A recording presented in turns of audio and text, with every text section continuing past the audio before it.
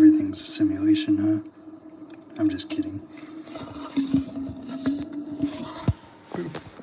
So we're getting started. First day of the year, daily routine, starting off strong.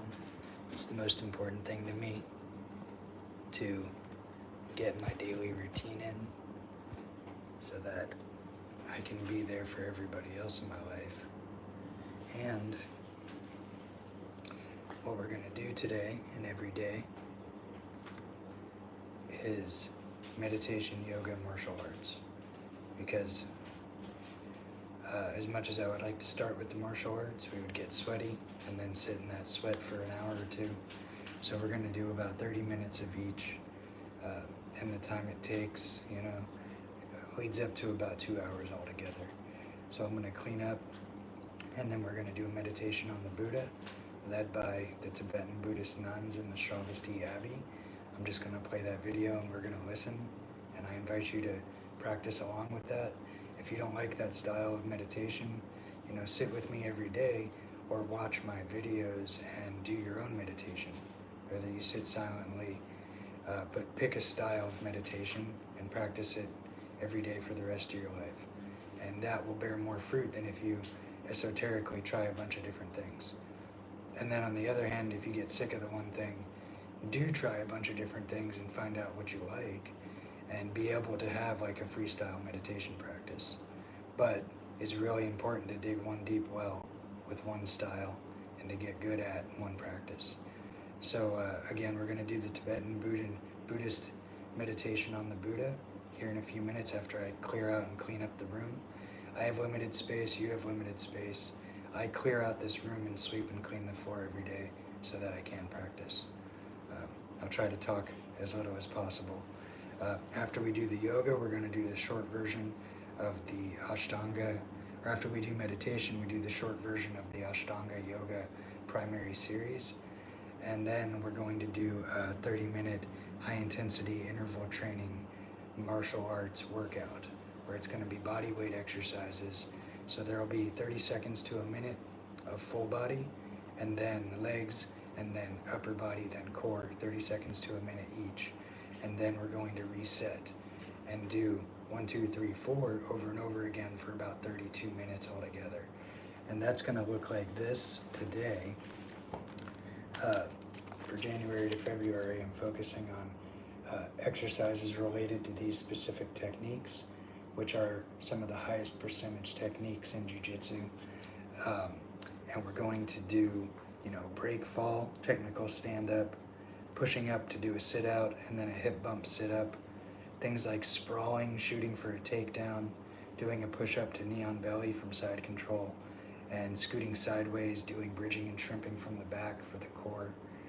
And, if you're practicing with the group, we're focusing on the single leg takedown, Kimura, arm lock, guillotine stranglehold, and a heel hook for the leg, because these are the highest percentage jiu-jitsu techniques. We're going to also focus on pins and pin escapes, because that's literally the most important part of jiu-jitsu, and that's what a lot of the solo drills today are dealing with. We're going to focus on the side control position, the mount, the back, the guard, and half guard. So I'll shut up and put on some motivational music while I clean the room. I encourage you to go get your coffee, your caffeine. I like pre-workout, and clean up your space. All you need is a yoga mat sized space to practice along with me. And I encourage you to like, share, and subscribe and practice along with me every day, especially for the next 60 days. And then you'll have a solid routine, right? So that's 2 months. And it takes 8 weeks to have a new habit. And if you do this every day, the universe will step in and stop you, because life will interfere, and that will be your rest day. So if you try to practice every day, the universe will give you rest days when you need it. But do your best to practice 7 days a week. After the first 2 months, then you take a rest day 1 day a week, right?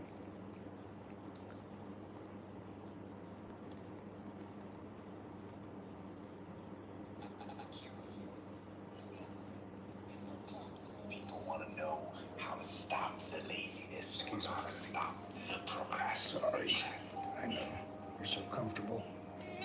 I know, I'm sorry.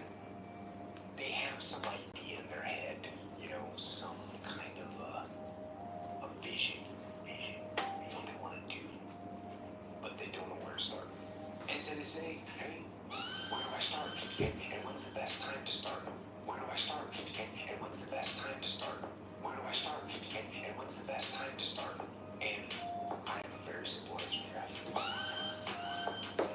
Here and now. Nice. That's it. You want to improve? You want to get better? You want to get on a workout program or a clean diet? You want to start a business? You want to write a book or make a movie or build a house or a computer or put together some mobile application?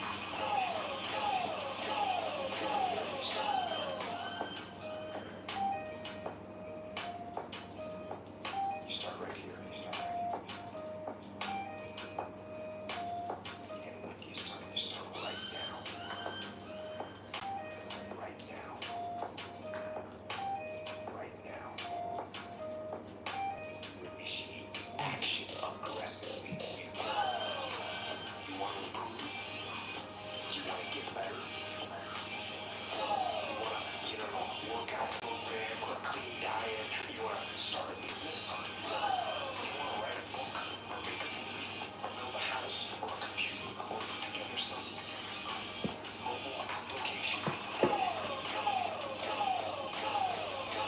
The idea isn't going to execute itself. And the book isn't going to write itself. And the weights out in the gym, they're not going to move themselves. You have to do it. And you have to do it now. And that means you gotta stop thinking about it and stop dreaming about it and stop researching every aspect of it and reading all about it and debating the pros and cons of it. Just start doing it. You want to improve?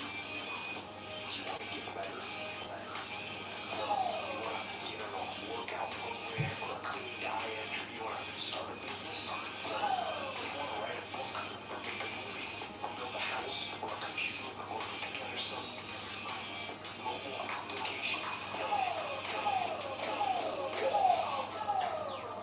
You want to improve? You want to get better? Go. You want to improve? You want to get better? Take that first step and make it happen. Get after it. Get after it. And now.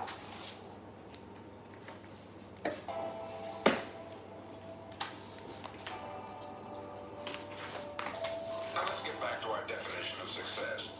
Who succeeds?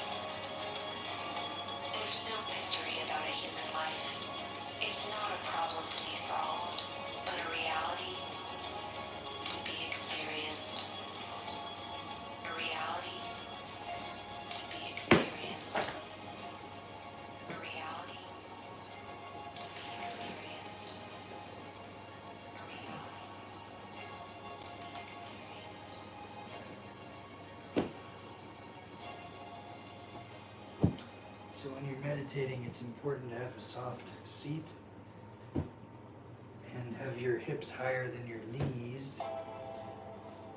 And I put these out on the side for the cats to have a spot to sit. Now let's get back to our definition of success. Who succeeds? Who succeeds? Now let's get back to our definition of success. I thought I skipped that one. So, we're about to jump into the meditation on the Buddha in just a few seconds here.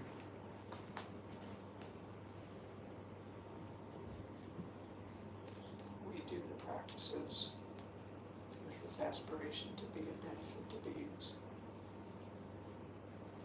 not to harm them, to benefit them. And in our understanding, the best benefit is to actually, for beings to be liberated from cyclic existence. And we aim to become Buddhas in order to help beings to be free in this way.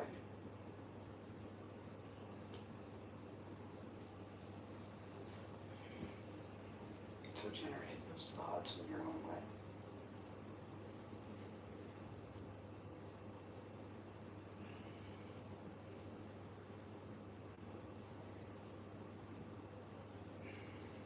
So now the children has laid out this sadhana for us, helping us to generate these various mind states. And she starts by having us think about all of our potential,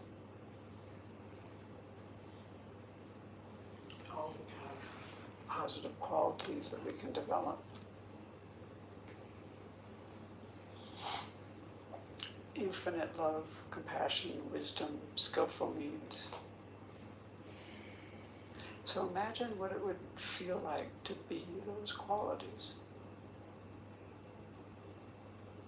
Just let yourself be love, be wisdom,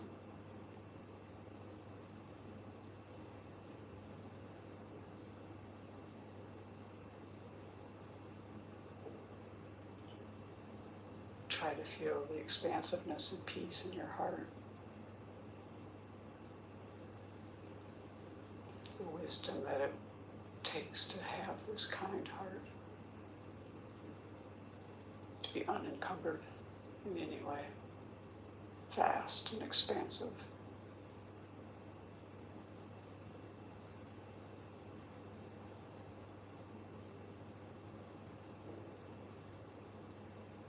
You can take in everything that's happening in this world, reaching out to every being, human and otherwise, to benefit each one.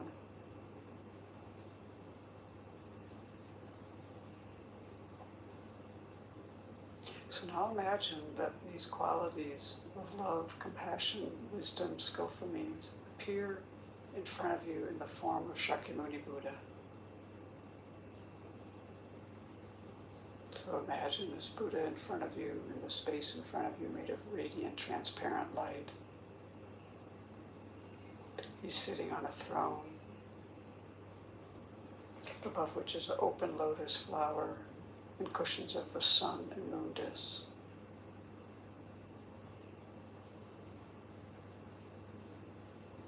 This entire visualization is made of radiant, transparent light.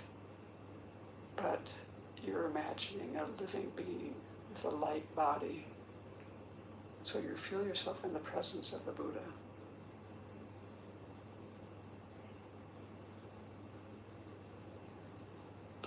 The Buddha's body is golden in color. He wears the robes of a monastic. His right hand, with the palm down, rests on his right knee. The earth-touching mudra. And his left hand is in his lap, holding a bowl of nectar. And this nectar is the medicine to cure our afflictions and all of our hindrances. And the Buddha's face is very beautiful. You can look at the Buddha's eyes. He's smiling, his eyes are smiling. He's looking at you with total acceptance. And as he looks at you, he's also encompassing all sentient beings.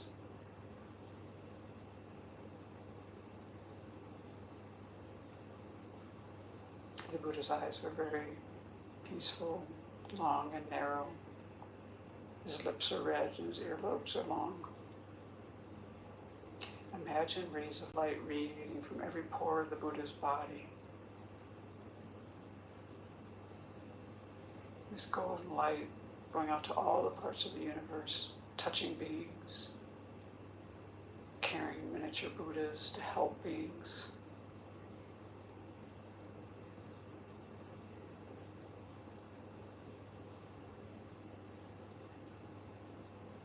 And as they complete their work, they dissolve back into the Buddha.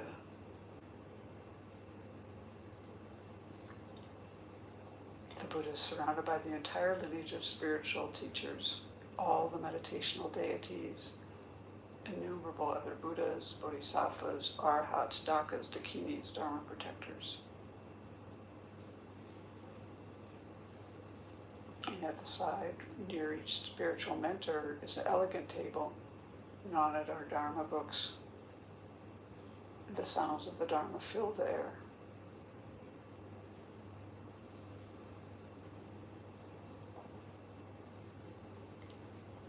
And they're all so happy that we're here doing this together.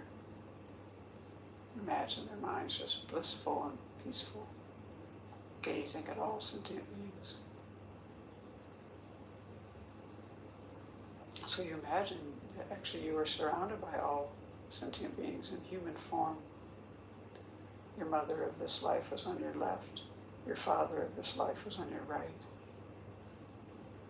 Any people you have difficulty with, you imagine in front of you, facing the Buddha, keeping them there for protection.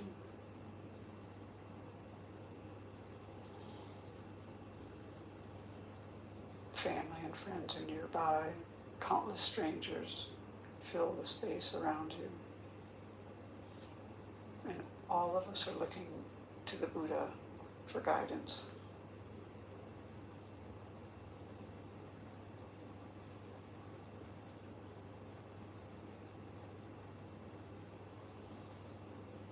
So first we need to cultivate a sense of refuge, so we think of all the dangers of cyclic existence.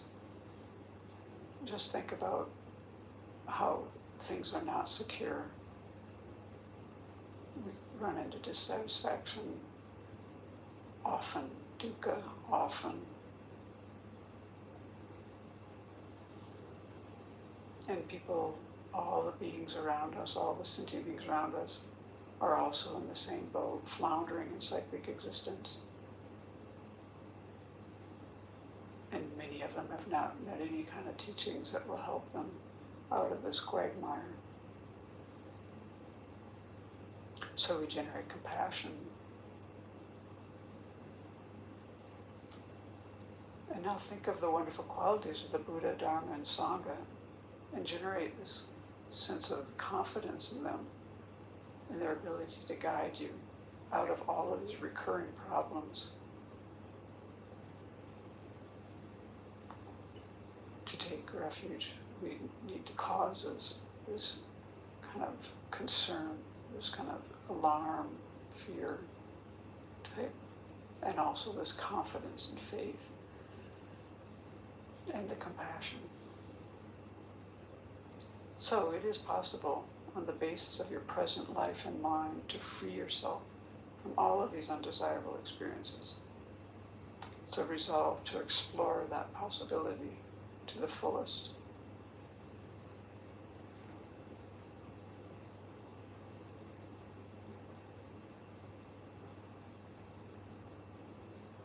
Feel great trust and confidence in the three jewels, and open your heart to rely upon them to guide you and others from all of these difficulties of cyclic existence and bring us to the peace, liberation, and full awakening. So as we do these refuge verses, starting here, now we're on the top of page 21, we'll be taking refuge in the Buddha, and we imagine actually leading all of the sentient beings around us and going for refuge. And we visualize white, radiant light flowing from all of the Buddhas, the spiritual mentors, the Bodhisattvas, all of these holy beings flowing into us and all the beings around us. And this light completely purifies all of our destructive karmic imprints and afflictions. And it also brings all the realizations of the path. So put your hands in prayer position. Namo Guruvya.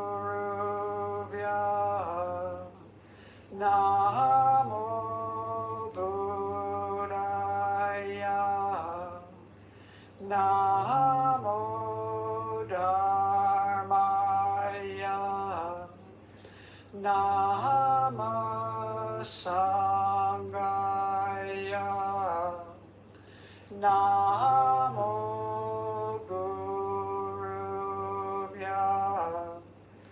Namo Buddhaya.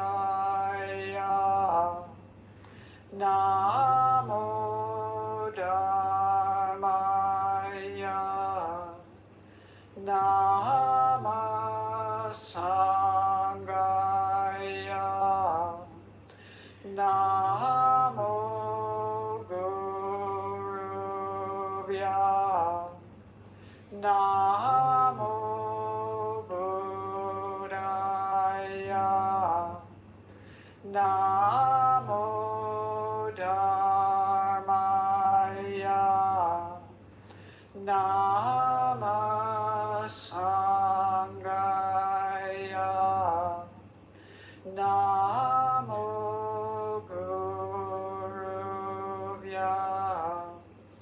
Namo Buddhaya.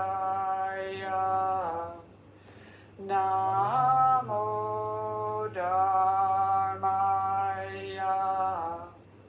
Namo Sangaya.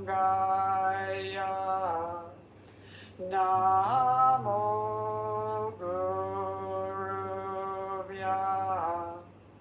Namo Buddhaya.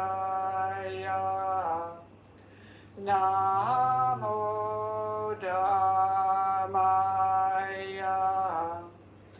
Namo Sangaya. Namo Guruvya. Namo Buddhaya. Namo Dharmaya. Namo Sangaya. Namo Guruvya. Namo Buddhaya. Namo Dharmaya. Namo Sangaya.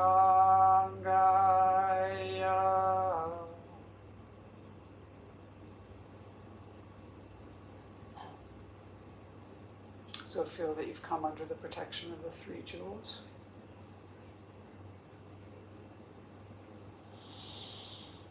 And now we turn our thoughts to others and think about how much we depend on other beings for everything that we have, everything we know, everything we use, everything we enjoy.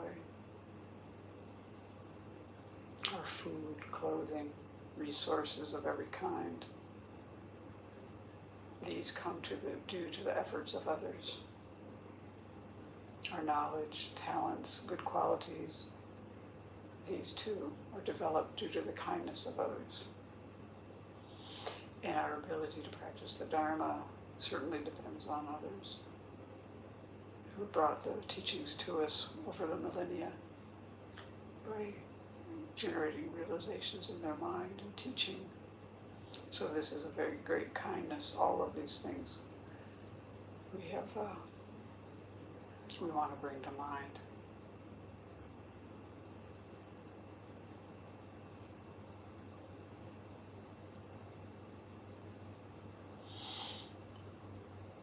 Our innermost wish is to be free from suffering. And this is the case for everyone else as well. We want to be happy. All beings want to be happy. And like us, they encounter many difficulties, problems, sufferings. And usually, actually, their difficulties are more so than our own. Not always, but often. And when we examine our capacity to help beings, we find that we're actually quite limited.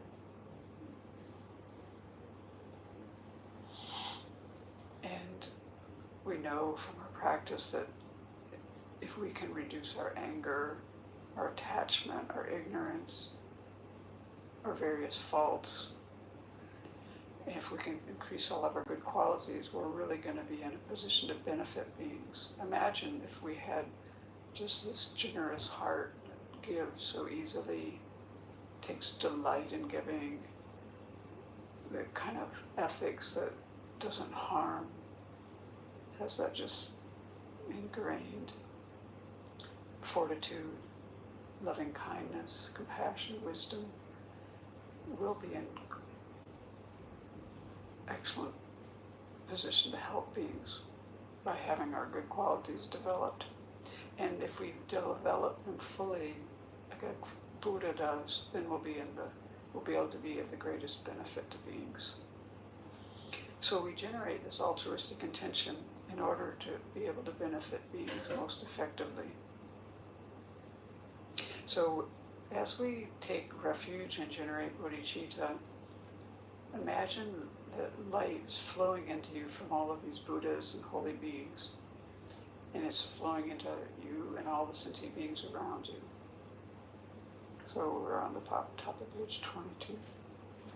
I take refuge until I have awakened in the Buddhas, the Dharma, and the Sangha. By the merit I create by engaging in generosity and the other far-reaching practices, may I attain Buddhahood in order to benefit all sentient beings. I take refuge until I have awakened in the Buddha, the Dharma, and the Sangha. By the merit I create by engaging in generosity and the other far-reaching practices, may I attain Buddhahood in order to benefit all sentient beings. I take refuge until I have awakened in the Buddha, the Dharma, and the Sangha. By the merit I create by engaging in generosity and the other far-reaching practices, may I attain Buddhahood in order to benefit all sentient beings. So imagine the Buddha is so pleased with your altruistic intention. And a replica emerges from the Buddha, comes to the crown of your head, melts into golden light, and flows into you. Feel that you and the Buddha have become inseparable.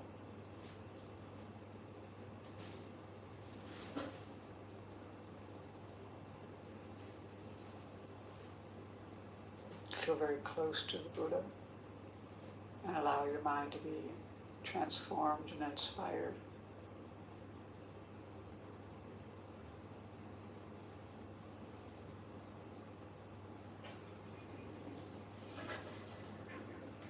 Let go of all conceptions you have about yourself. Let go of any self-denigrating thoughts.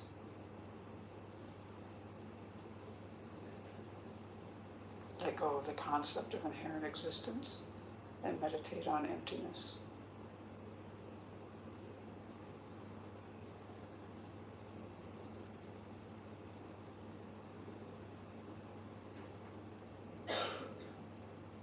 As your heart appears a small Buddha made of light. He radiates the light of wisdom and compassion in all directions throughout the entire universe. And this light transforms all sentient beings into Buddhas and all environments into pure lands, which are places where all the circumstances are conducive to practicing the Dharma and generating realizations. So imagine this.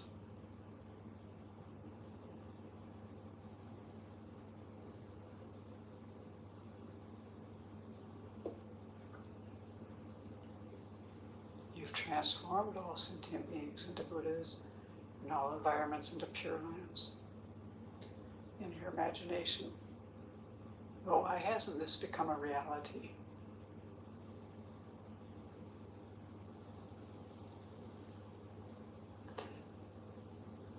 We sentient beings have bias, prejudice, we lack love, compassion, and joy. So now we want to wish ourselves and others to have all of these qualities. So we contemplate the four immeasurables. We do this to reinforce our own felt experience of love, compassion, joy, and equanimity for everyone. Friends, strangers, enemies, relatives, people you don't like, people you don't trust, anyone, everyone. So as we say those four immeasurables, you want to listen to yourself say the words and contemplate as you recite. We'll pause between each of the four. May all sentient beings have happiness and its causes.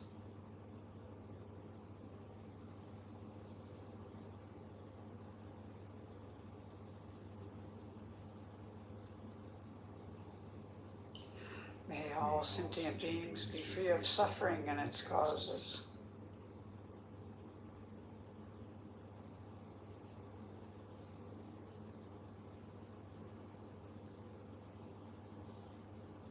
May all sentient beings not be separated from sorrowless bliss.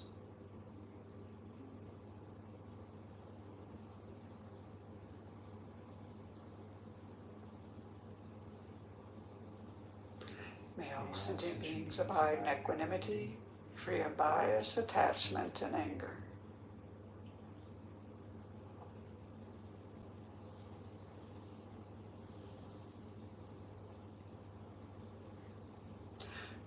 So, in order to achieve what we've just been aspiring towards, we need to purify our negativities, and we need a lot of merit. We need to abandon things and adopt things. So when we do this 7-limb prayer, this encompasses all this abandoning and adopting of things. So we'll pause after each line. And you want to have your hands in the prayer position for this. Reverently I prostrate with my body, speech, and mind. So imagine yourself and all the beings, the sentient beings around you, making prostrations to all the holy beings in front of you in the field of merit, repeatedly prostrating.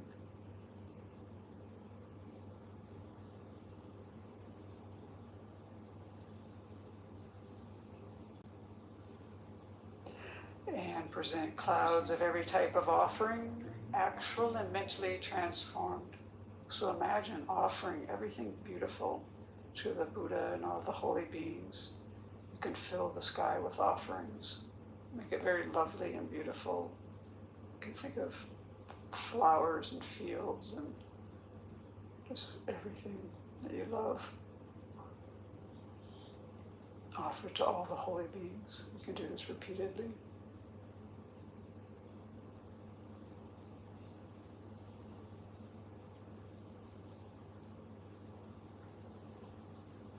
I confess all my destructive actions accumulated since beginning this time.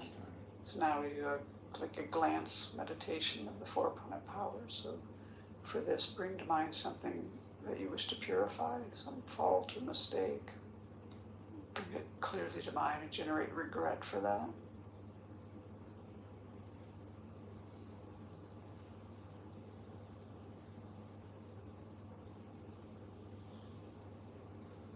then the other prana powers are taking refuge in generating bodhicitta, which we're doing in the practice. The practice itself will be the remedial action, but make a determination not to do this action again.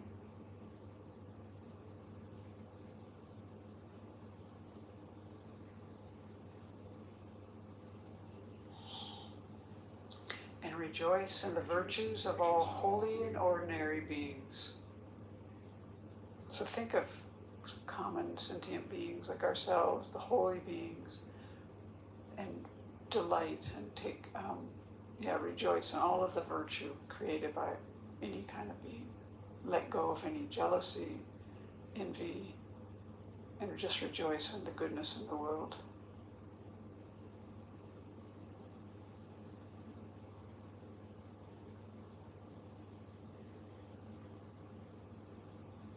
Use your own life experience. Think of things, people that you want to rejoice.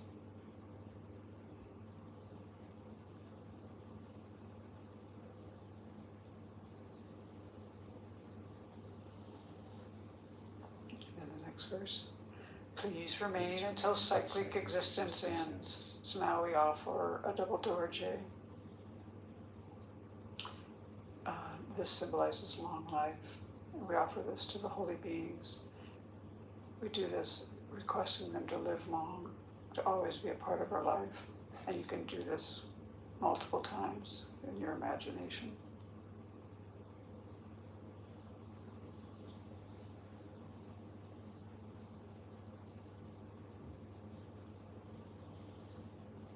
And then the next verse. And turn the wheel of Dharma for sentient beings. So again, make this offering. You're offering with both hands this beautiful 1,000-spoke Dharma wheel, golden in color.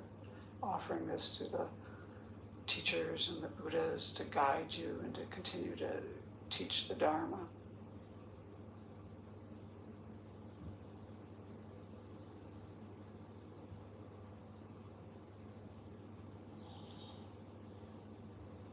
And then the seventh one. I dedicate all the virtues of myself and others to the Great Awakening. So now we steer these limbs toward full awakening for ourselves and all beings. And now we'll offer the mandala. Here we imagine everything beautiful in the universe, offering it to all the holy beings with the wish that they will continue to teach and guide us and that we can generate realizations in our mind. This ground anointed with perfume, flowers strewn Mount Meru, for land, sun, and moon, imagined as a Buddha land and offered to you. May all beings enjoy this pure land. The objects of attachment, aversion, and ignorance, friends, enemies, and strangers, my body, wealth, and enjoyments, I offer these without any sense of loss. Please accept them with pleasure and inspire me and others to be free from the three poisonous attitudes. Idam Guru Ratna Mandala Kam Niryatayami. So imagine all the holy beings are just delighted and they receive your offerings. And the offerings melt into light and dissolve into them. And these all absorb into the Buddha's heart.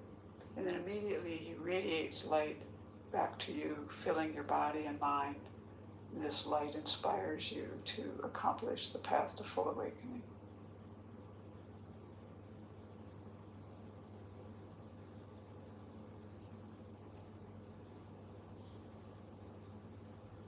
So in order to progress along the path, we need to develop realizations.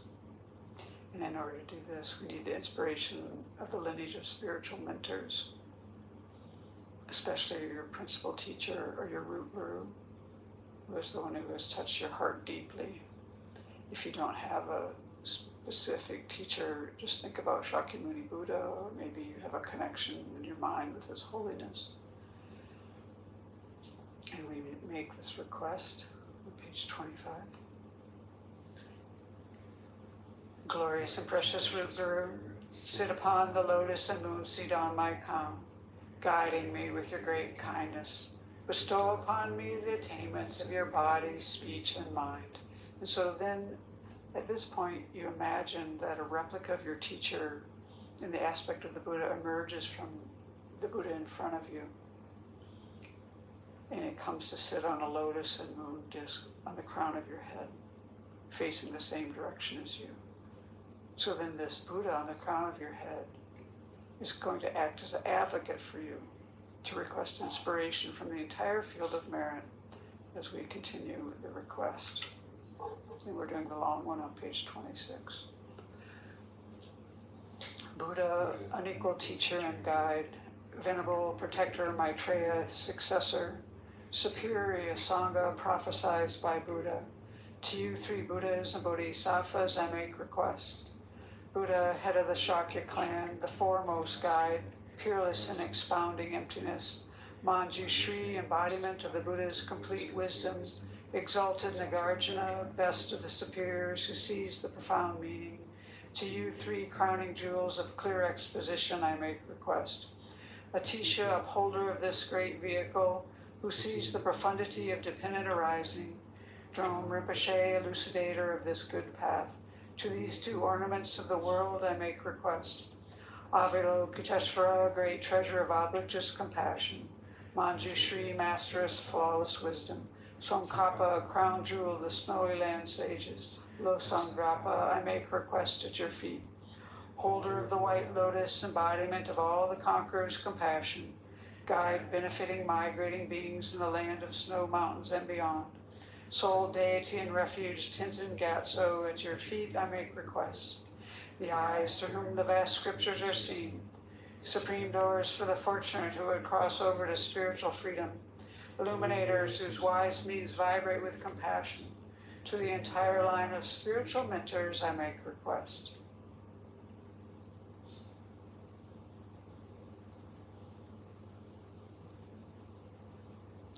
So imagine all of the figures in the field of merit melting into light and dissolving into you. Into the central figure of the Buddha in front of you. All the Buddhas, the Bodhisattvas, the Arhats, Dakas, Dakinis, Dharma protectors, all of these beings melt into light and dissolve into the central figure of Shakyamuni Buddha. And now Shakyamuni Buddha embodies the three jewels. And this Buddha absorbs into the Buddha on the crown of your head.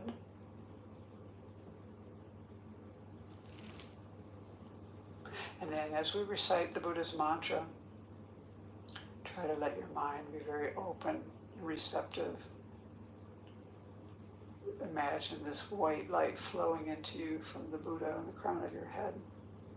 It purifies all your negativities, all your obscurations, and it generates within you the realizations of the stages of the path. So we'll recite the Buddha's mantra together.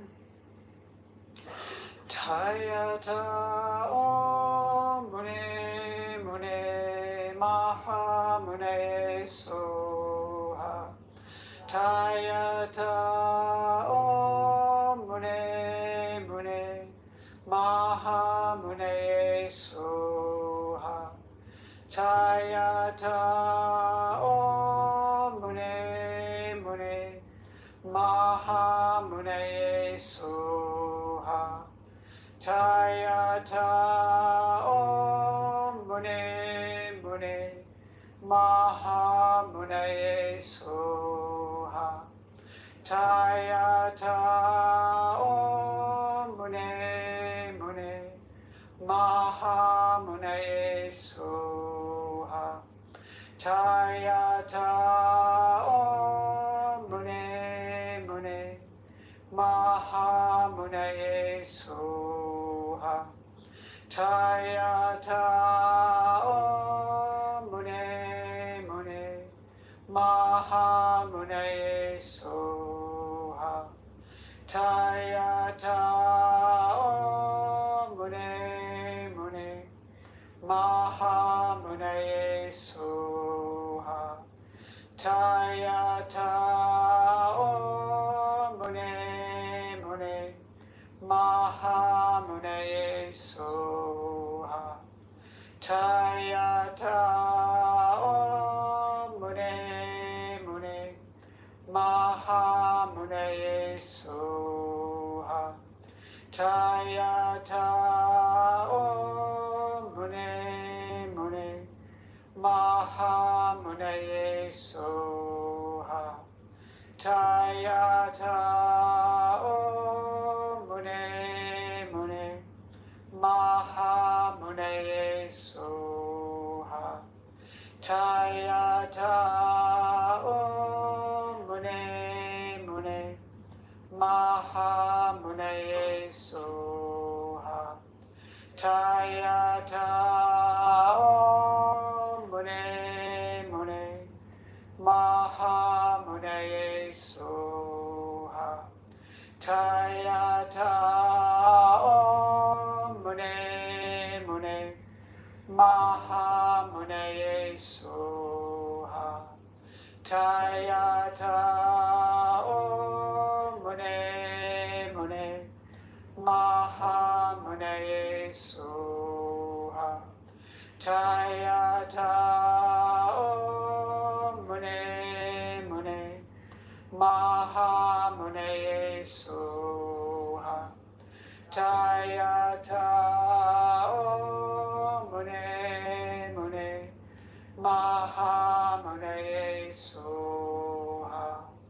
Tayata Om Mune Mune Maha Munaye Soha. Tayata Om Mune Mune Maha Munaye Soha. Tayata Om Mune Mune Maha Munaye Soha.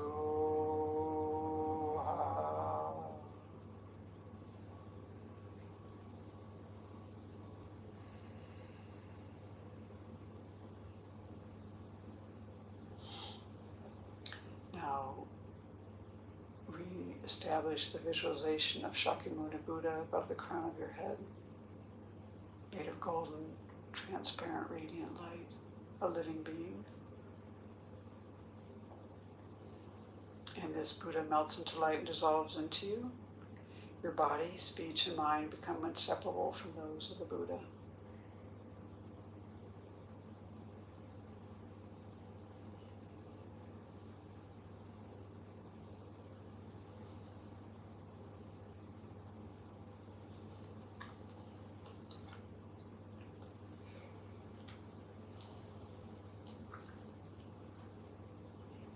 And then we'll make the dedication prayers, starting on the page that we're on in the sadhana, which is 27. Due to this merit, may we soon attain the awakened state of Guru Buddha, that we may be able to liberate all sentient beings from their suffering. May the precious Bodhi mind, not yet born, arise and grow. May that born have no decline, but increase forevermore. So that's been the meditation on the Buddha. In front of you. Comes to sit Now I'm going to on a lotus. disturb these poor cats and pick up the room. And then we'll do the short version of the Ashtanga yoga practice. The Buddha is acting like an advocate for you. And I've been drinking some tea to get the energy. It's Earl Grey black tea with a bunch of medicinal herbs like echinacea. So I'm going to put on some motivational music that's more yoga themed. And then we will get into the yoga practice right away.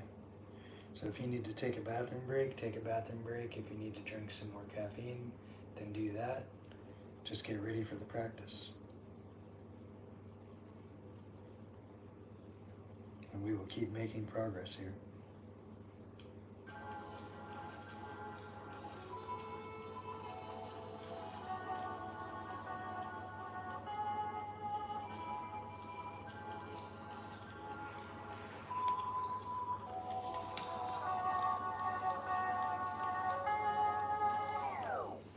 Sometimes life is like this dark tunnel. You can't always see the light at the end of the tunnel, but if you just keep moving, you will come to a better place. Excuse me. Just keep moving. You will come to a better place. Just keep moving. You will come to a better place. It is important to draw wisdom from many different places. If we take it from only one place, it becomes rigid and stale. Understanding others, the other elements, and the other nation will help you become whole. It is usually best to admit mistakes when they occur, and to seek to restore honor. Perfection and power are overrated. I think you are very wise to choose happiness and love. Sometimes life is like this dark tunnel. You can't always see the light at the end of the tunnel, but if you just keep moving, you will come to a better place. Just keep moving. You will come to a better place. Just keep moving. You will come to a better place. People see me and think I'm weak. They want to take care of me. But I can take care of myself by myself. You sound like my nephew. Always thinking you need to do things on your own without anyone's support. There is nothing wrong with letting people who love you help you. There is nothing wrong with letting people who love you help you. Sometimes life is like this dark tunnel. You can't always see the light at the end of the tunnel, but if you just keep moving,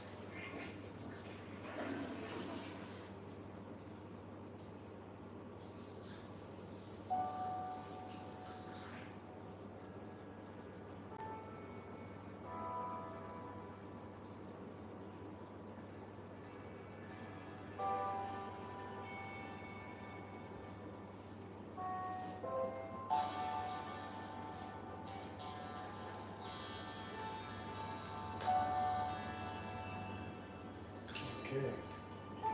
So, we'll get started with the yoga here, and I'm going to open with the opening mantra, and then I'll close with the closing mantra. And the opening mantra basically means thank you to the teachers of the past, present, and future who bring this practice to us from the meditators in the jungle, because this yoga helps to alleviate the suffering of existence.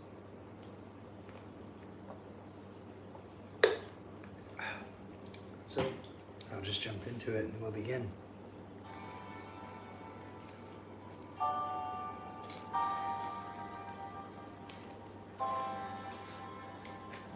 I'm sorry, but I don't want to be an emperor. Oops. That's not my business. I don't want to rule or come. We're going to do the mantra before we listen to the nice songs.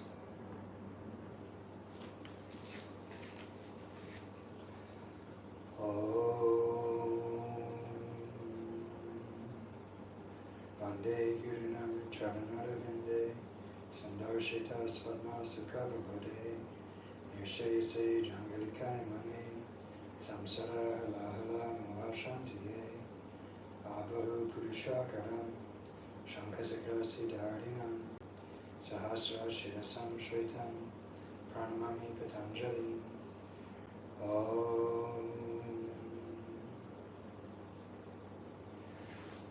And when I do these mantras about the teachers, I think of my teachers, because all of this practice comes from them.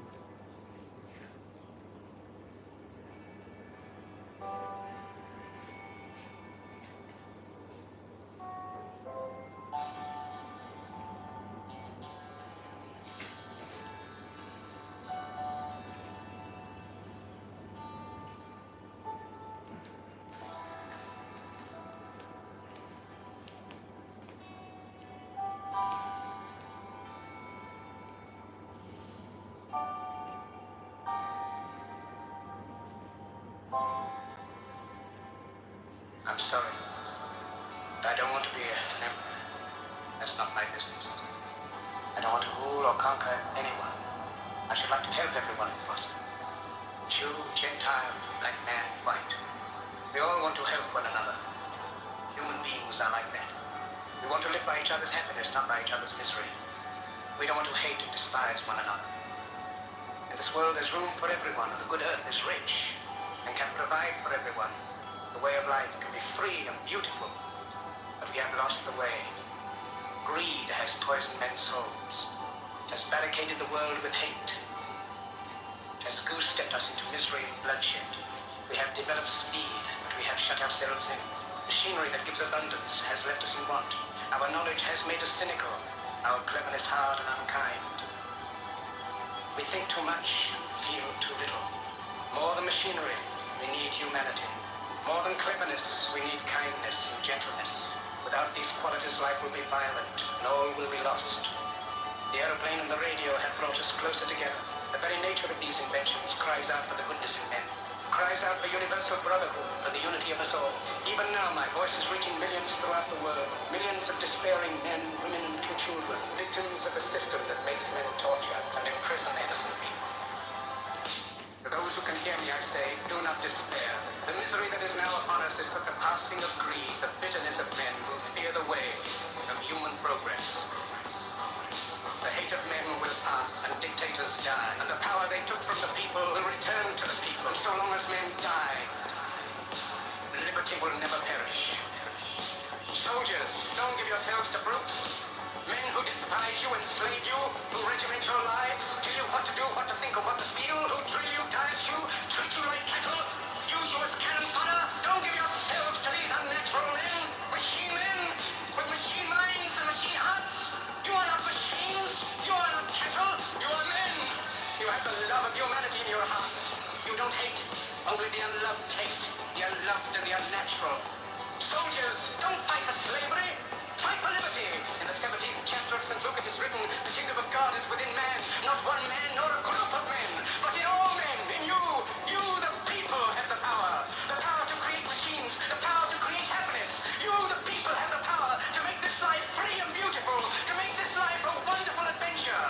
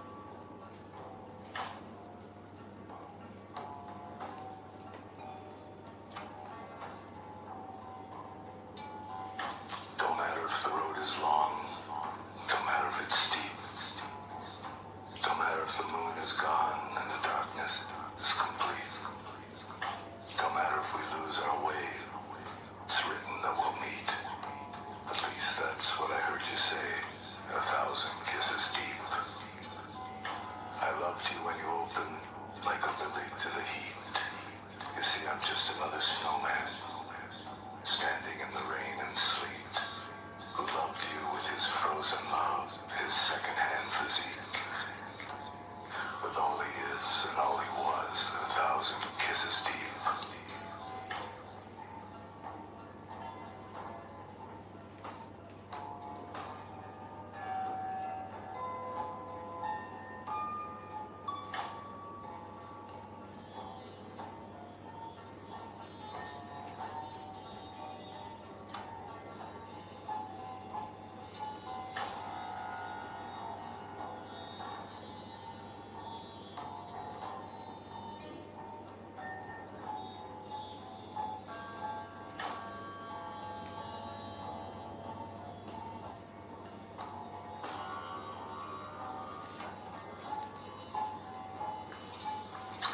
I know you had to lie to me.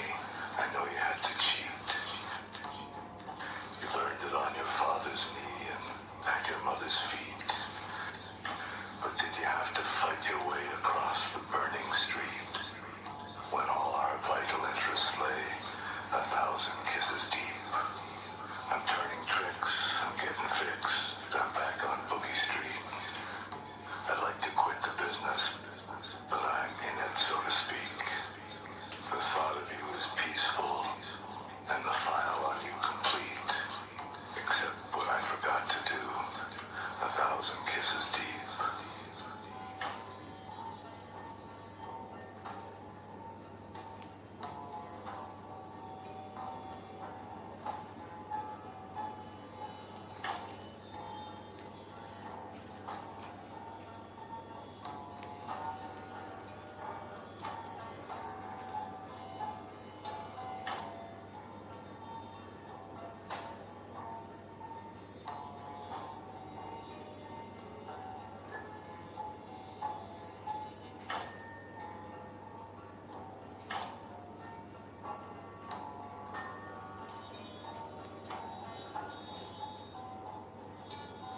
Don't matter if you're rich and strong, don't matter if you're weak.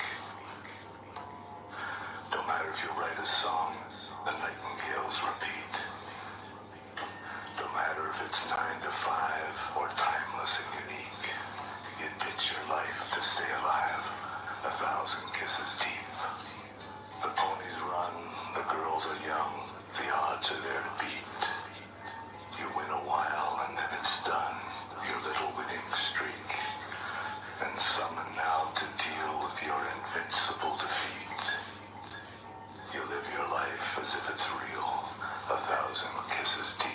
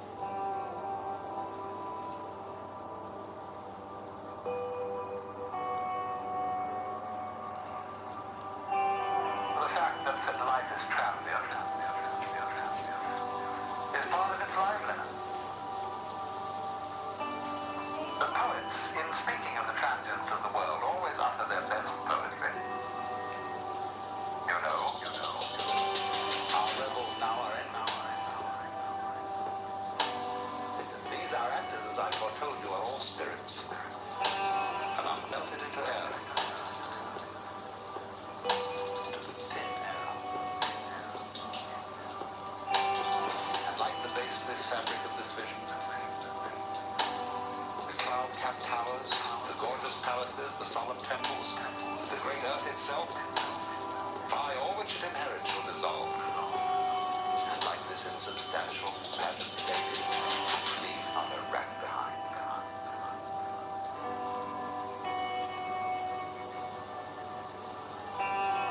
We are such stuff as dreams are made of.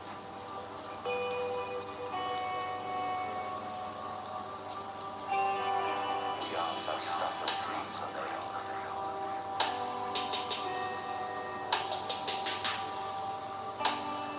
We are such stuff as dreams are made of. And our little life is wrapped in this.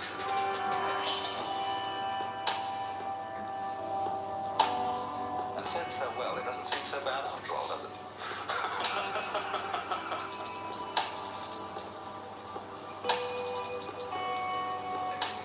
You see, there's always in the poetry of Evanescence a kind of funny nostalgia.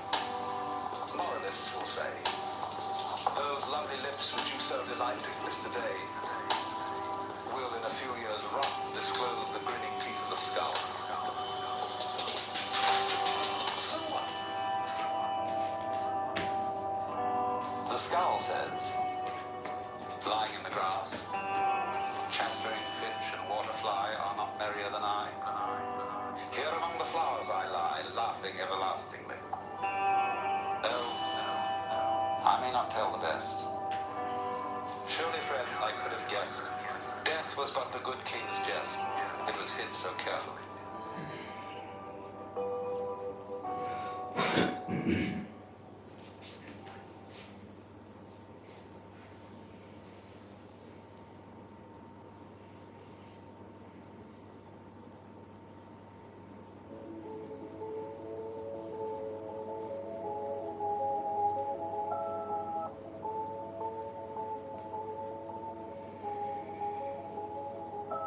Lao Tzu, the Chinese philosopher, said, the highest virtue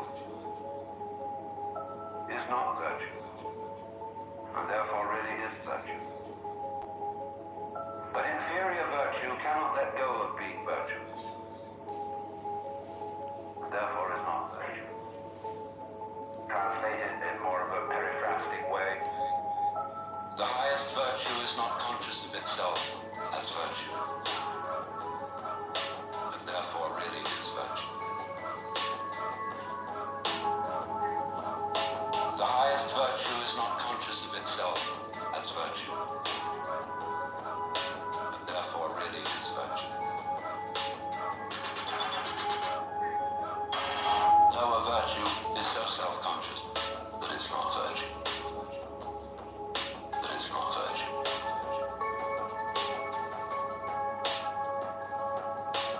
Lower virtue is so self-conscious that it's not virtue. That it's not virtue.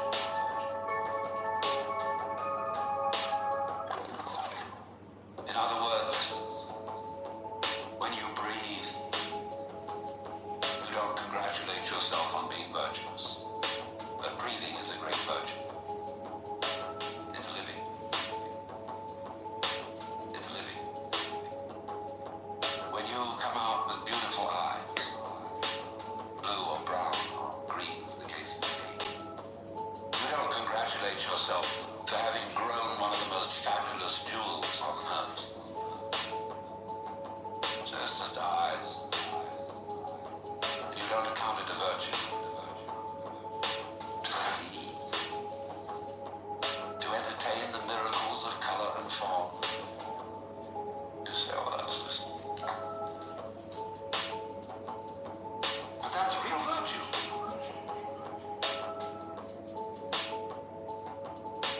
Real virtue.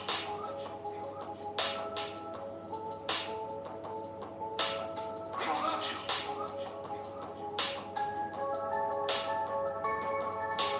Real virtue. The highest virtue is not conscious of itself as virtue, and therefore really is virtue. The highest virtue is not conscious of itself as virtue,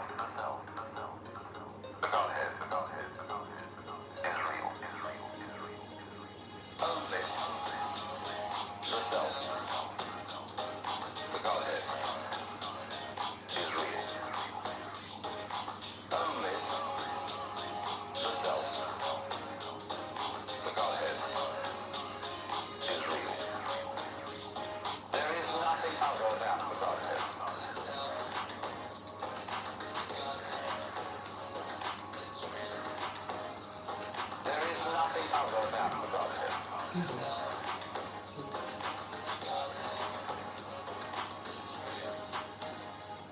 appearance, the feeling that there are other things than the Godhead, is called Maya. Maya. Is called Maya. Maya. Maya. Maya. We ordinarily translate that word illusion. But you must be careful about the word illusion. Illusion is related to the Latin ludere. And that means play. And this is why the analogy of the world is dramatic. It's a play. In the sense of a stage play. Now, when you go to the theater, you know what you're going to see is not for real. But the actor, and you will hope that he will be good at it, is going to try and persuade you that it's for real. So that he will so move you that you are crying or sitting in anxiety upon the edge of your chair. So the audience is almost persuaded to be taken in. Now what about if this would happen with the very best actor of all? The great actor. The audience would of course be completely taken in. But in this case, of course, the actor and the audience are the same. The self. The self. The Godhead is real. Only the self. The Godhead is real. Only the self. The Godhead is real. Only the self. The Godhead is real. There is nothing other than the Godhead.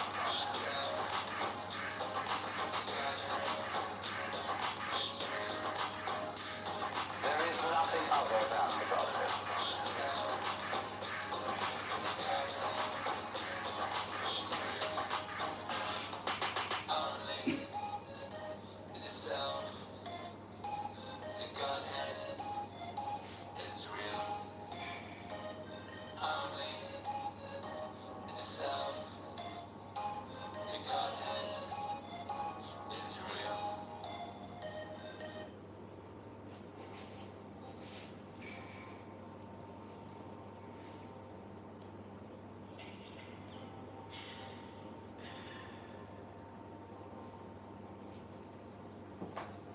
Think of camouflage.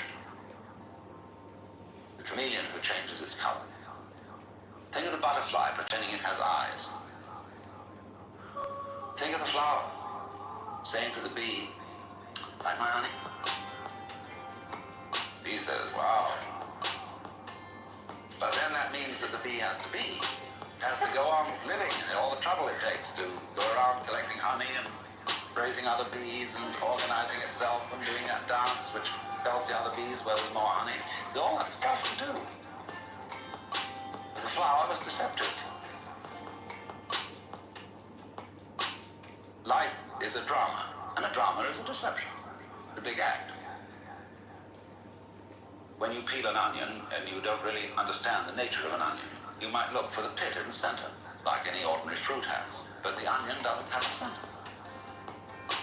It's all skins. So when you get right down, there's nothing but a bunch of skins. You say, well, that was kind of disappointing.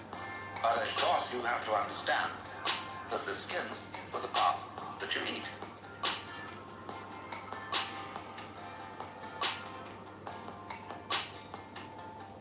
Well, in Robbins' name, what you find when you explore yourself, your motivation. You go through and you try to find out that thing which really is genuine. That thing which really is genuine.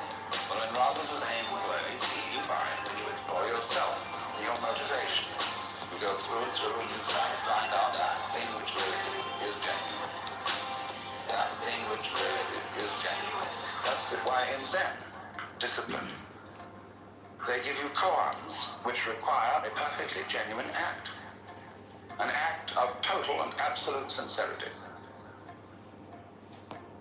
And people knock themselves out trying to do this thing. But they always know that the master's going to catch them. Because he reads their thought.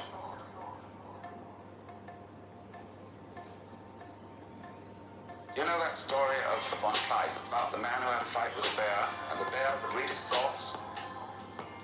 So that the only way of hitting the bear was to do so not on purpose. Because the bear would know in advance. So it's the same in working with a Zen master. You have to do the genuine act, not on purpose. But since you're put in a situation where it's rather formal, and you're supposed to do it on purpose, you're stuck, see? So you explore the onion, and you go in and in and in, and then you find, well, it's all a deception. Well, in rather the same way, you find when you explore yourself, your motivation, you go through and through, and you try to find out that thing which really is genuine. That thing which really is genuine. Well, in rather the same way, you find when you explore yourself, your motivation, you go through and through, and you try to find out that thing which really is genuine.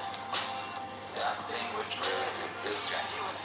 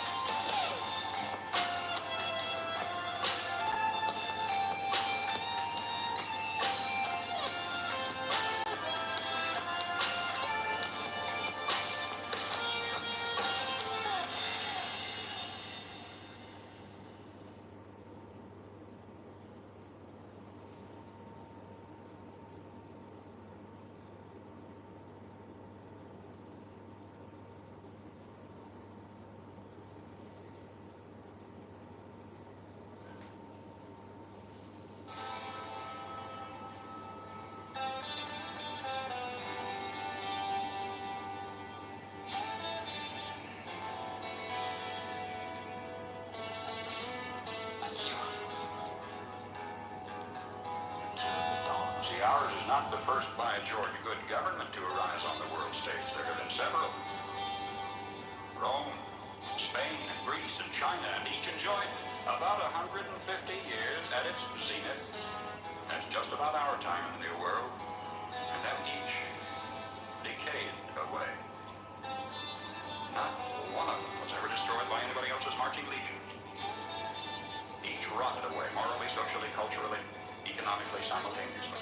Now, one of the most cruel paradoxes of history is this. Good government, more bountiful fruit. More bountiful fruit, the people got fat. And when they got fat, they got lazy. When they got lazy, they began to want to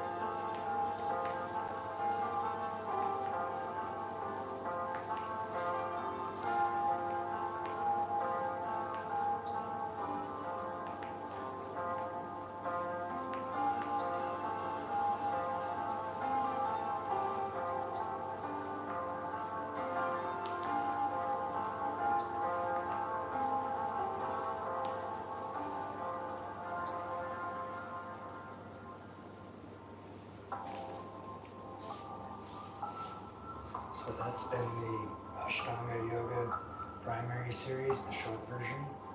And I'll end the yoga with the closing mantra now, which basically means blessings to those leaders who lead with compassion and wisdom. May all beings everywhere be happy and free. Peace, peace, perfect peace. Emphasis on the compassion. Om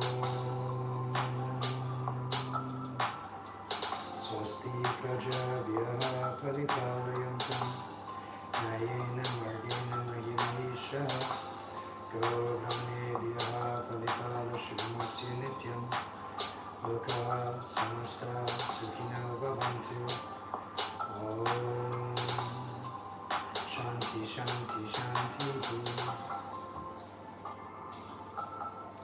So, if you need to take a bathroom break, then do that. If you need to drink more caffeine, then do that. I'm going to take this yoga mat away and we're going to do the martial arts workout here in just a minute.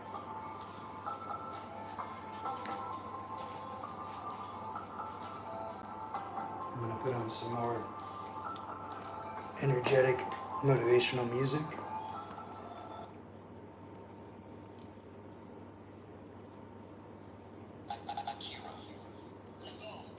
It's about clout. People want to know how to stop the laziness. They want to know how to stop the procrastination. It's good.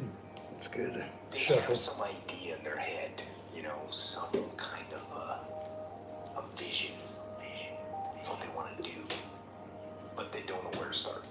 And so they say, hey, where do I start? And when's the best time to start? Where do I start? And when's the best time to start? Where do I start? And when's the best time to start? And I have a very simple answer for that. Here. And now. Excuse me, sir. That's it. You want to improve? You want to get better? You want to get on a workout program or a clean diet? You want to start a business? You want to write a book or make a movie or build a house or a computer or put together some mobile application?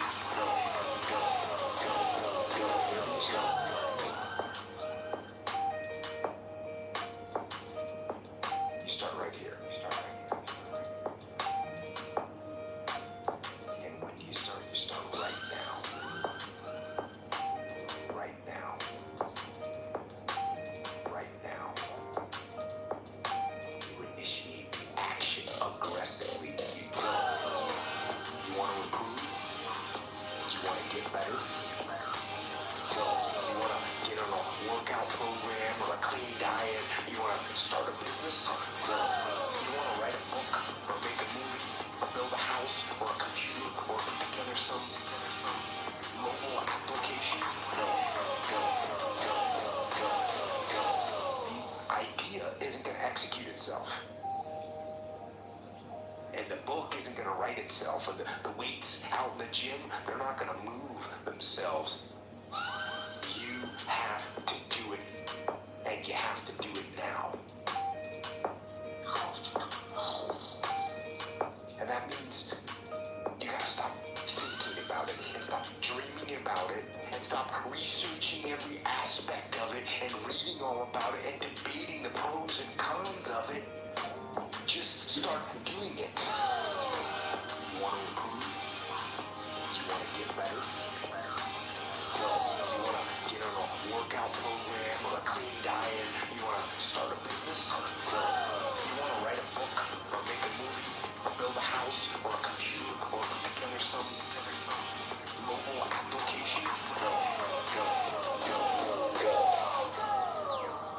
want to improve? You want to get better? Go. You want to improve? Alright, You want to get better? so we'll start in like 4 minutes. 8:15 we'll start working out. Get after it. Get after it. Now. So I've got some water and I've got some pre-workout. is the mind killer. The pre-workout has creatine in it, so I'm also drinking water here. Fear is the mind killer. Fear is the We're about to get started. obliteration. We're gonna alternate between like some bodyweight exercises and martial arts technique exercises, doing a full body workout, starting with a full body exercise, then legs, then upper body, then core, 30 seconds to a minute each, over and over again for the next 30 to 32 minutes, right? When fear has gone, there will be nothing.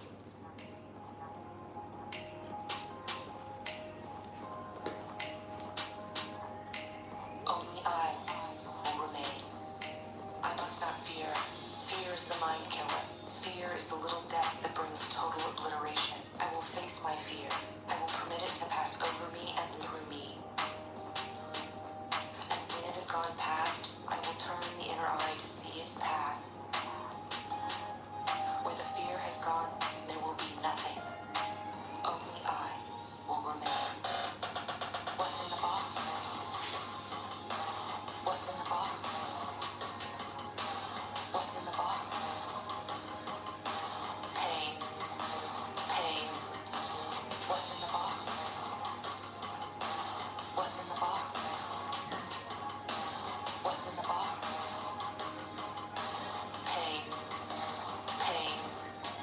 What's in the box? What's in the box?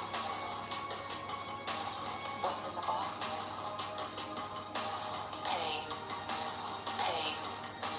What's in the box? What's in the box? What's in the box? Pain. Pain. You've heard of animals chewing off a leg to escape a trap? That's an animal kind of trick. A human would remain in the trap, endure the pain, feigning death that he might kill the trapper and remove a threat to his kind. Why are you doing this? Why are you doing this? To determine if you're human, be silent. It burns. Silence. His world emptied of everything except the hand immersed in agony. He thought he could feel skin curling black on that agonized hand, the flesh crisping and dropping away until only charred bones remained. What's in the box? What's in the box? What's in the box? Pain. Pain. What's in the box? What's in the box? What's in the box? Pain. Pain. What's in the box? What's in the box? What's in the box? Pain. Pain. What's in the box? Okay, What's in the box? so I was wrong about the time. What's in the The box? clock out there is wrong, so I'm gonna check the time here, and then we'll get started on the martial arts workout. As though a switch had been turned off. The pain stopped. Oh yeah, we're pretty much gonna start right now. Enough. It's 10 till 8, so Take we'll your hand finish from the box, young human. right before Look at 8:30. it. Do it. He jerked his hand from the box. Bro, you pushing buttons over here? He's got clout. What are you People want doing? to know how to stop the laziness. They want to know how to stop the procrastination. We just heard this.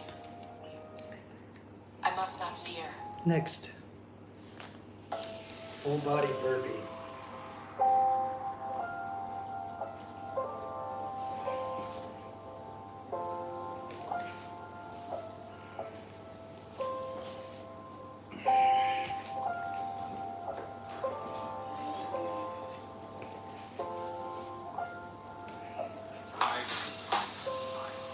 I've been lucky.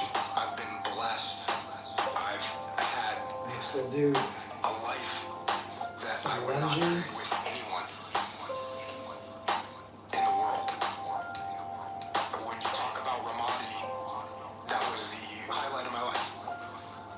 Because I was leading men in combat, which was something that I always wanted to do. And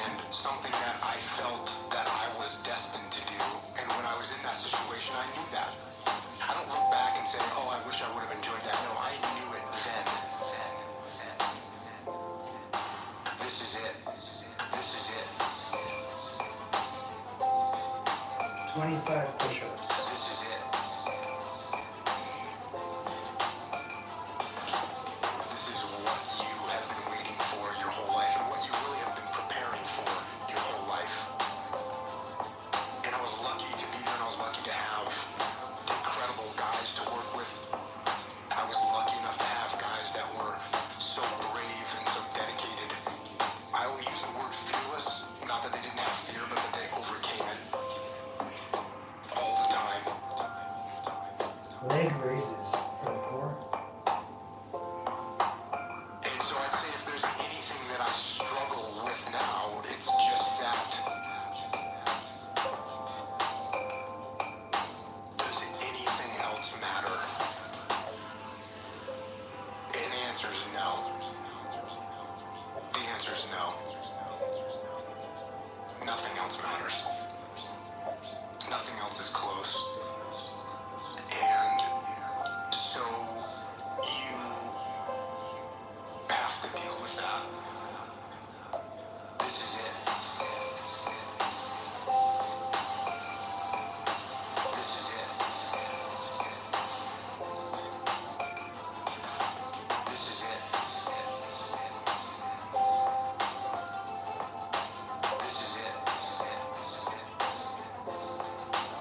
And I don't sit there at night wishing I was back. Well, okay, I do that. Sometimes I often wish I was back. But I don't dwell on it. Because it's gone. Alright. Because it's gone. Full body exercise. Cross, jab, cross. Lock, kick. And switch sides. Because it's gone.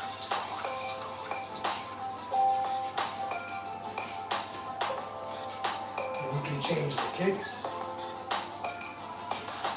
And I'm so happy that I could be a part of it and that I was able to work with such tremendous guys. And I try and keep their memory alive.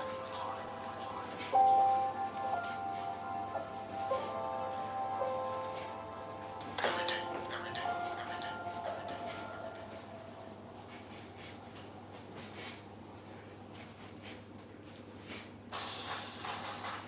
day. Legs, kicks.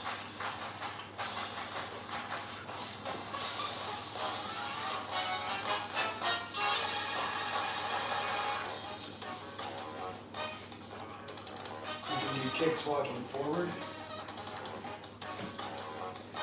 Right? Or you can just do kicks stationary. Back to your fighting stance. Or switch your stance. You can do low kicks. You can do low kicks stationary. Stomps.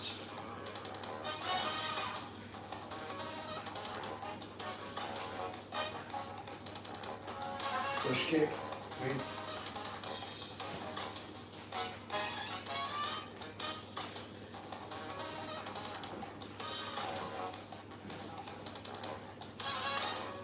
Boxing. Jab, jab cross, jab cross, hook, jab cross, uppercut cross, hook. Let's see, I'm still working on some combos. Cross, hook, cross, hook. Uppercut, cross, hook. Uppercut, hook, cross. What else do we have?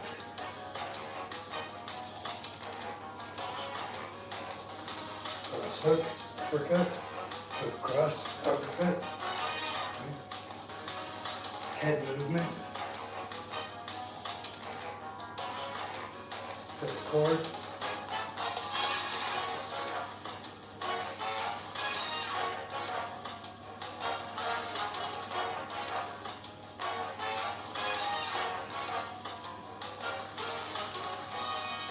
Switch your stance.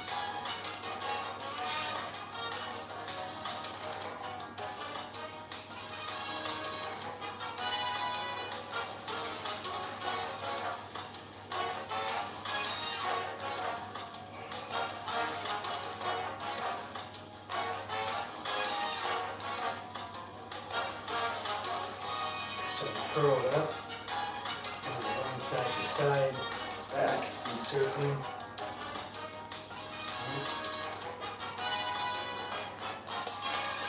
Now we'll get into the techniques. We just reviewed yesterday's stuff a little bit.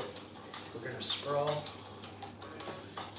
break fall, and technical stand up for the full body exercise. And then throw 3 punches.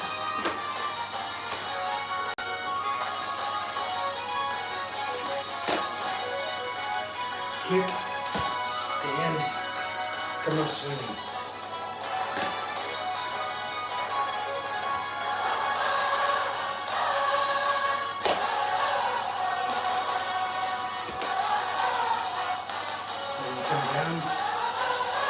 Tuck your chin in your chest so your head doesn't hit the ground.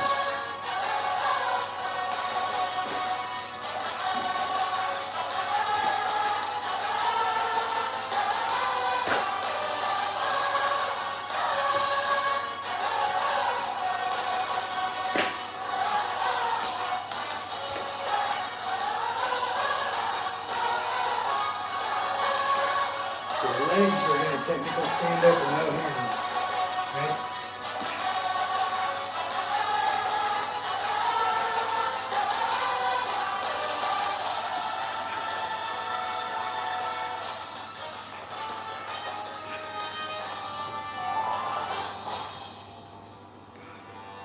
We're doing a few similar motions for this round. Right? Not using the hands for the leg round here. But no, it's like commitment, man. It's like life is hard, right? Like, yeah, you might get hurt. It's like, you know, your heart might get broken. You know? Okay? It's Now like we're going to push up and sit out. If somebody's sprawled on top of you, get out from under them.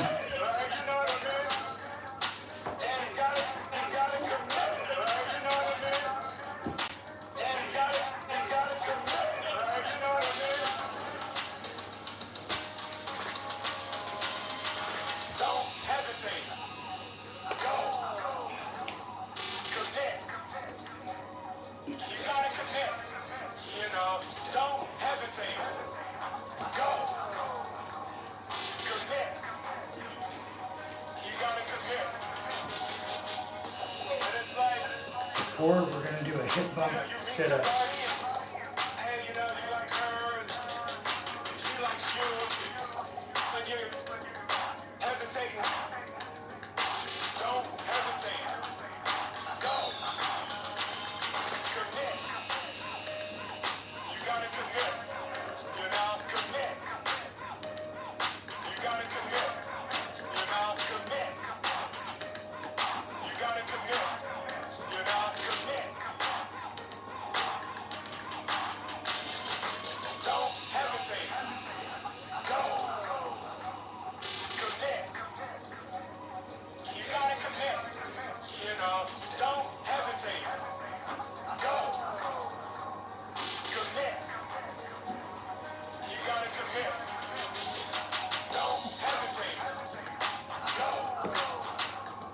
Commit. You gotta commit. You know, don't hesitate. Go. Commit.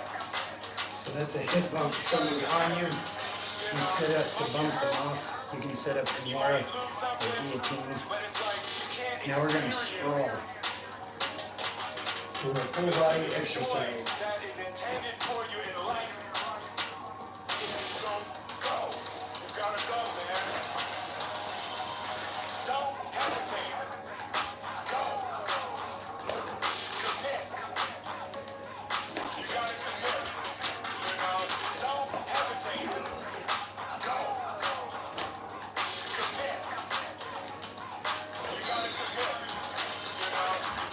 Next we're going to do shooting to a takedown.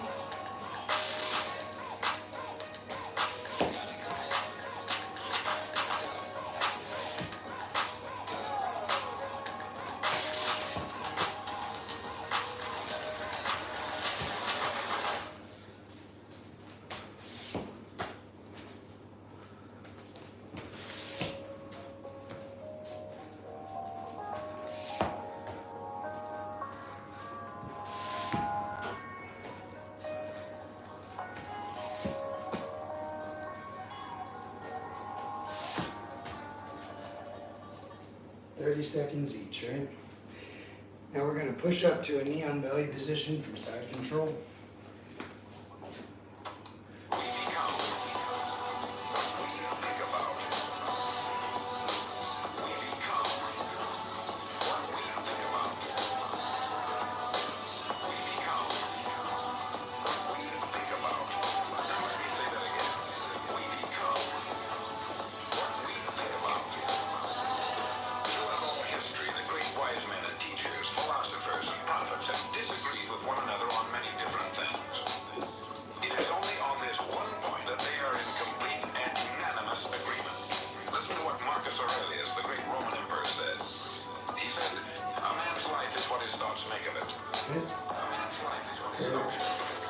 Core, we're going to scoot sideways from the back as if we were in a closed garden.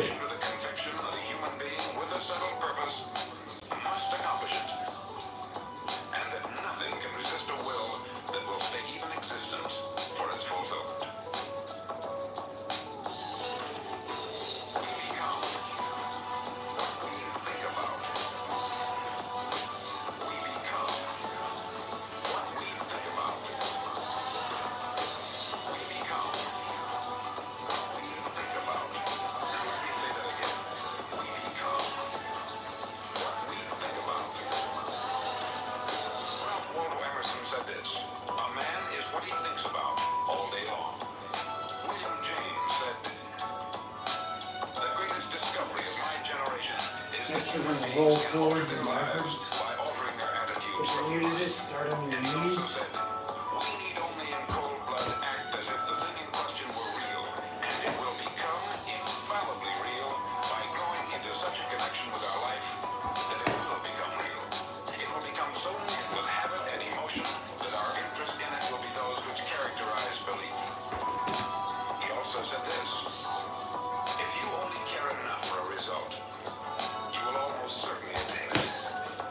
Now we're going to roll sideways.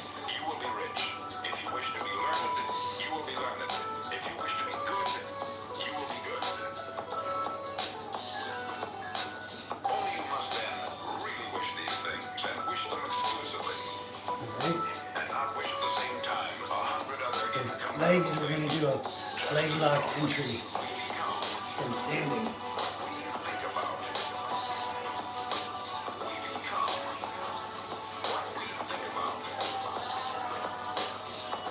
Building on similar motions from the last round. Right?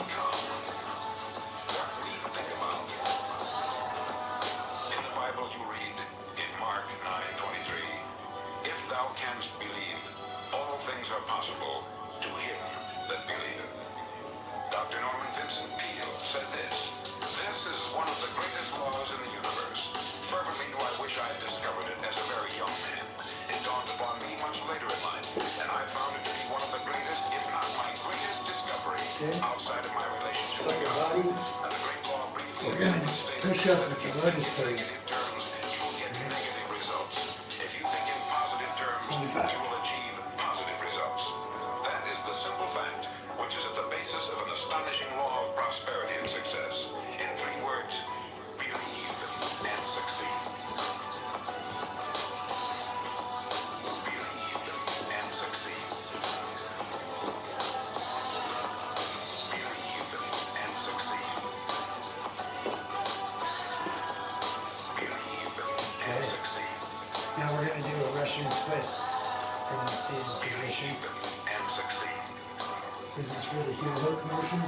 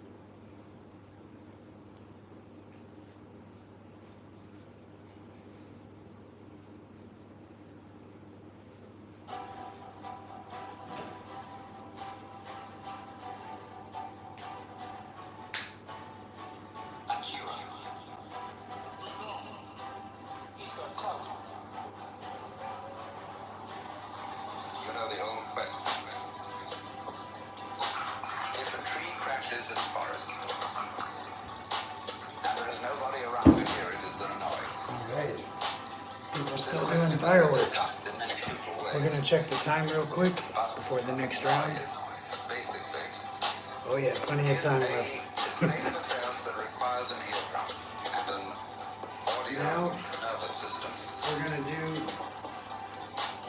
behind the the eardrum. striking again. When the tree 1, falls, 2, it makes 3. the air vibrate. Kick. 1, 2, If there is 3. anywhere around Kick. an ear with the appropriate nervous system, there will be a noise. Because noise is a relationship between motion in the air and ears. If there is not any ear around, there won't be any noise, although there will be vibration in the air. And if there is some instrument around, such as a microphone attached to a tape recorder, there will be noise. Now, There will be a vibration. foundational exercise for the legs. I'm just gonna kneel down and stand up. Looks easy, is actually difficult. In the same way, let's suppose You can turn the around sun if you sends like. out light into space. Now, the space surrounding the sun will be black darkness, as if there were no light in it, unless a planet happens to float by. When a planet floats by, there will be light. In the darkness. But if there isn't anything We're gonna push up to the sun, to a knee tuck in that way, vertex. then comes no light. It's like the sit out. Now this goes But a right different down intention. to the root and ground of everything. It goes down to the essence of your nerves, your whole being. That it's all an interdependence. There will be noise. There will be a vibration. There will be light. In the darkness, there will be noise. One more. There will be a vibration. Now we're gonna bridge and shrimp to the core exercise. In This the is to darkness. escape from the pin. And that's why one of the basic symbols of the universe is the Chinese yin-yang symbol, which you know is a circle with an S curve in the center. One side of the S is black, the other is white. So it makes, as it were, two commas or two fishes. And the eye of the fish is the opposite color. The white fish has a black eye, the black fish has a white eye, curling in on each other. Now this thing is called a helix. And that is the fundamental form of the galaxies. The great nebulae we see out in space. And this is basically to the position of sexual intercourse. This is lovemaking. And this is, you know, when you hold hands and so on. This is it. This is it.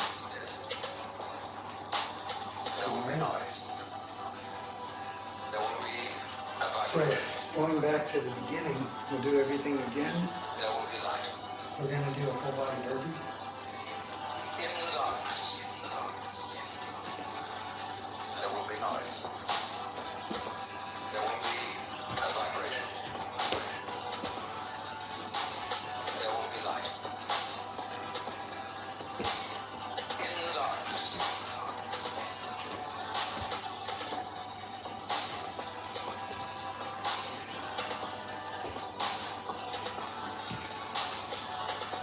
Next we'll do some calf raises.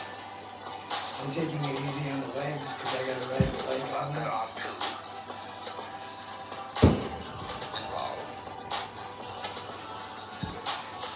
And the two are secretly one.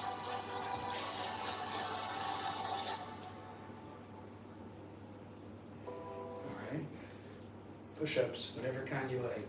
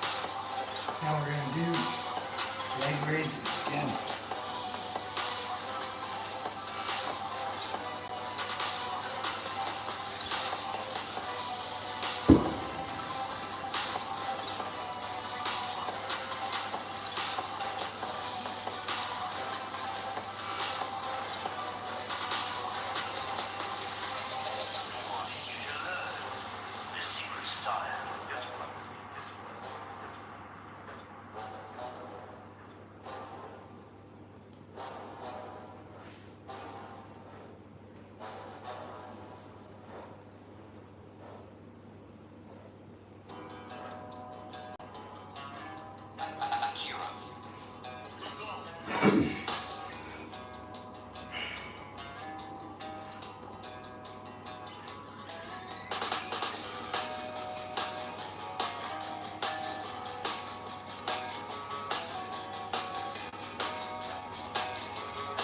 you're training with other people in grappling, take very small sips.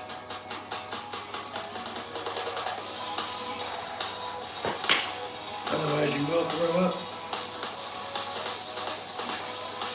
Cross, jab, cross, lock, kick.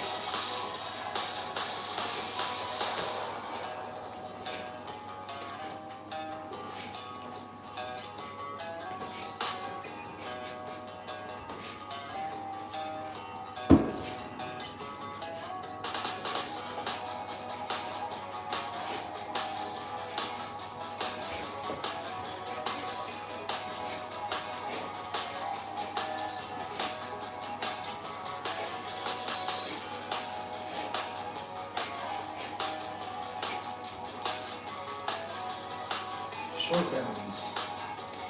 For legs, we're going to do kicks.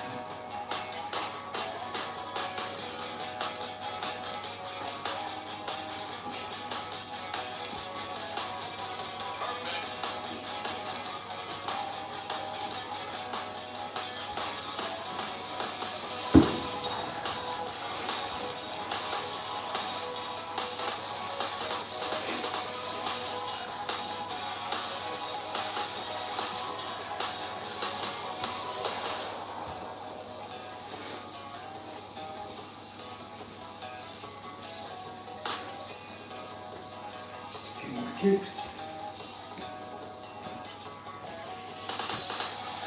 Boxing combos.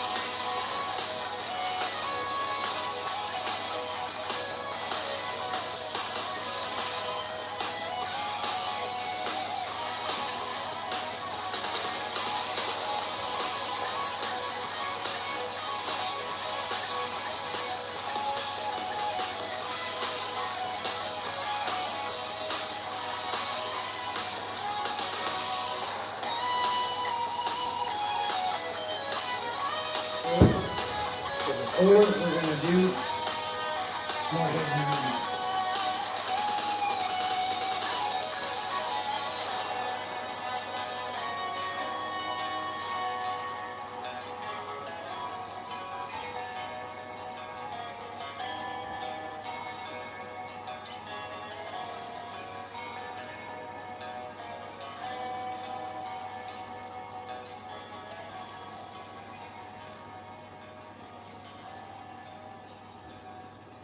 You can switch your stance.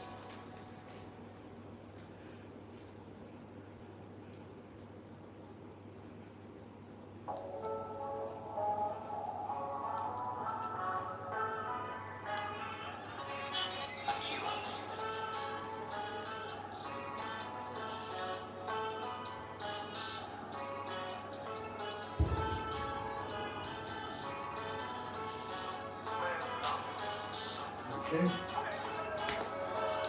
For full body exercise, we're going to do break falls. If somebody takes you down, push opposite hand and foot, kick, come up swinging. Alright, I'm protecting myself, I kick, come up swinging.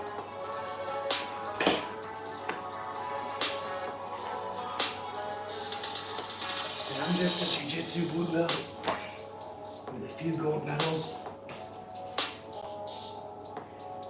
and I've just been practicing my whole life.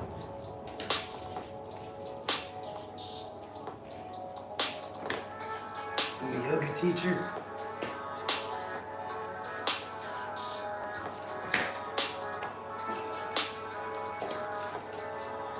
better to train with people, but if you can't, practice at home every day.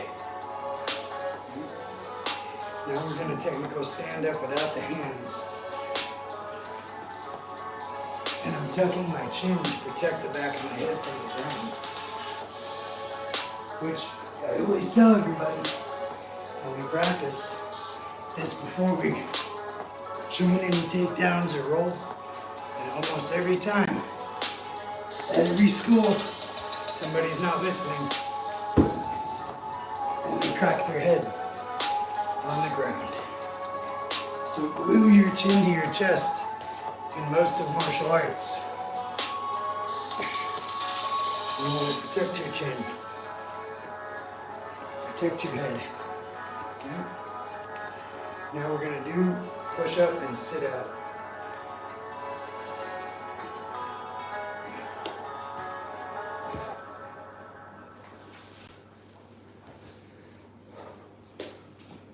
This is to get out from under someone.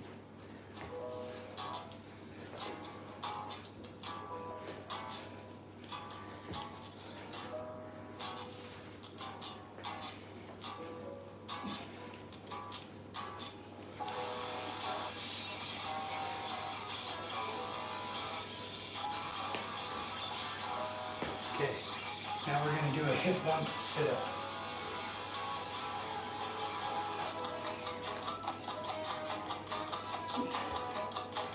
Opposite hand and foot post. You're bumping somebody off of you. You're either getting a Kimura grip or a guillotine grip. If you can't get them off of you, you can attack Kimura guillotine series of submissions.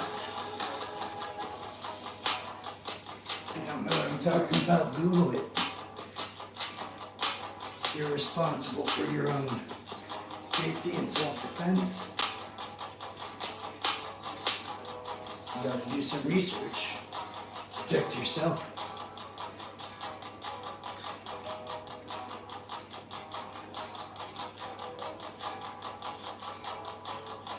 So today's a low intensity day for me, because yesterday was a high intensity day, long day at work.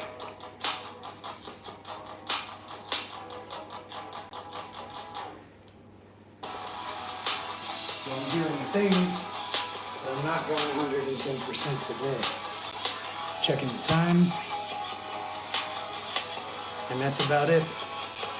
So, these are some of the techniques we were doing solo drills for. If you want to take a screenshot and practice on your own, I strongly recommend that you develop a daily routine like we just did, where you do one style of meditation for a long time until you feel and see progress in your behavior, in your thoughts and emotions and body. So you have meditation, then you have yoga. Do one style of yoga. I do Ashtanga because that's my favorite. But pick one and stick with it so you can measure the progress to see how your posture's doing that day. And then martial arts. And again, pick one style. I like grappling. And I've done that for years and years where all I did was grappling. But I've also spent some time cross-training in boxing, kickboxing, mixed martial arts, and some other stuff, but you know, I don't want to confuse you. So get yourself a daily routine, meditation, yoga, martial arts. Today's the first of the year. Start today. Practice every day for the next 2 months, 60 days in a row, because the universe will interfere and make you take a rest day. But if you're trying to practice every day, then that's better for you. And the universe will make you take a rest day. After you do 2 months of 60 days practice in a row, then you can go ahead and start doing 1 day rest day every week. But you have to earn that, right? You have to put in the time. So thank you. Please like, share, and subscribe. Check out the description of this video and the previous ones. And I will see you tomorrow. Have a good day, have a good year. Practice every day. Meditation, yoga, martial arts.